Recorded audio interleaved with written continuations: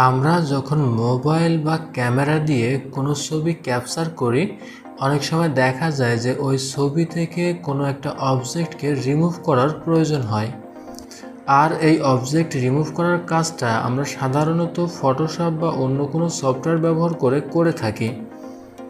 কিন্তু এই ফটোশপ বা অন্য কোনো থার্ড পার্টি সফটওয়্যার ব্যবহার করে যে কোনো ফটো থেকে একটা অবজেক্টকে রিমুভ করার কাজটা করার জন্য অনেক বেশি সময়ের প্রয়োজন হয়।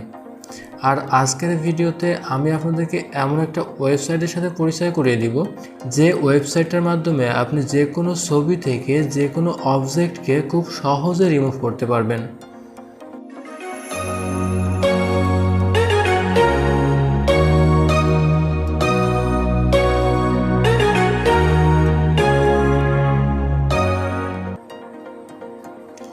তো এই অবজেক্ট রিমুভের কাজটা করার জন্য আপনার পছন্দ মতো যে কোনো একটা ব্রাউজার আপনি ওপেন করে নেবেন।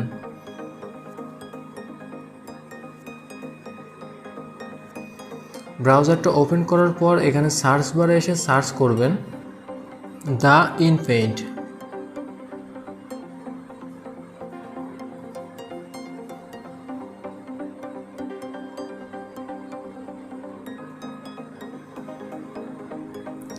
দি ইনপেইন্ট লিখে সার্চ করার পর এখানে প্রথমে যে ওয়েবসাইটটা পাবেন, এই ওয়েবসাইটটাতে ট্যাপ করবেন।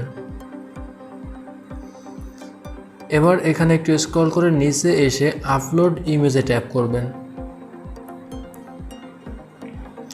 এবার এখান থেকে আপনি যে ছবি থেকে অবজেক্টকে রিমুভ করতে চান সে ছবিটা সিলেক্ট করবেন। সিলেক্ট করে ডানে ট্যাপ করবেন।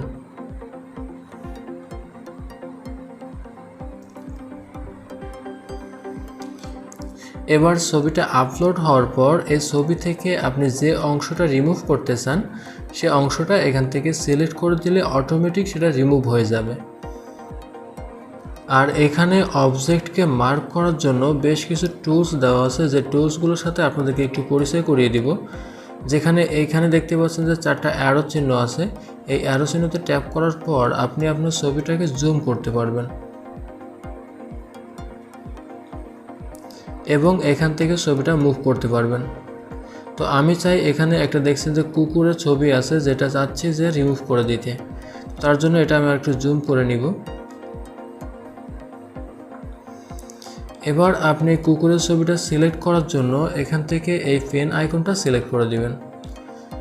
সিলেক্ট করে এবার এই কুকুরের ছবির উপরে একটু পেইন্ট করলে এটা মার্ক হয়ে যাবে।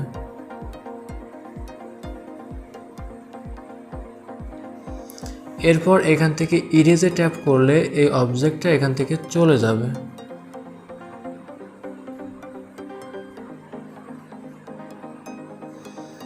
তো আপনারা দেখতেই পাচ্ছেন যে খুব সহজে যে কোনো একটা ছবি থেকে একটা অবজেক্টকে রিমুভ করা যাবে এই ওয়েবসাইটের মাধ্যমে। এখন ভুল করে একটা অবজেক্ট যদি আপনি রিমুভ করে ফেলেন, সেক্ষেত্রে আবার এখান থেকে আনডু করার একটা অপশান আছে। তার জন্য এই ব্যাক অ্যারোতে ট্যাপ করবেন। ট্যাপ করলে আপনি এখানে যে কাজগুলো করবেন সেগুলো আবার ব্যাকে যেতে পারবেন।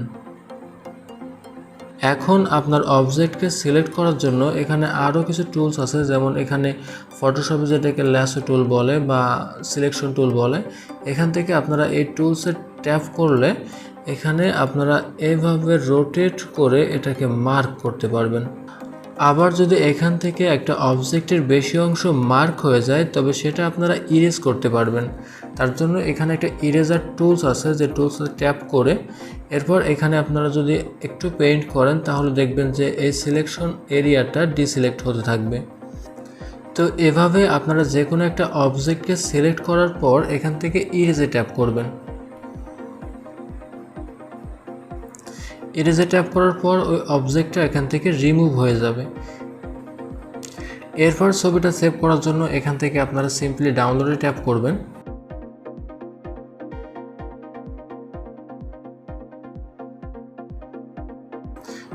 তো এভাবেই আপনারা যে কোনো ছবি থেকে আপনাদের অপ্রয়োজনীয় অবজেক্টগুলোকে খুব সহজে রিমুভ করতে পারবেন। আমি আশা করি এই ভিডিওটি আপনাদের উপকারে আসবে। আর এই ভিডিওটি যদি আপনার কাছে ইনফরমেটিভ মনে হয়, তাহলে পরবর্তীতে এমন সব ভিডিও সবার আগে পাওয়ার জন্য আমার চ্যানেলটি সাবস্ক্রাইব করে অবশ্যই আমার পাশে থাকবেন।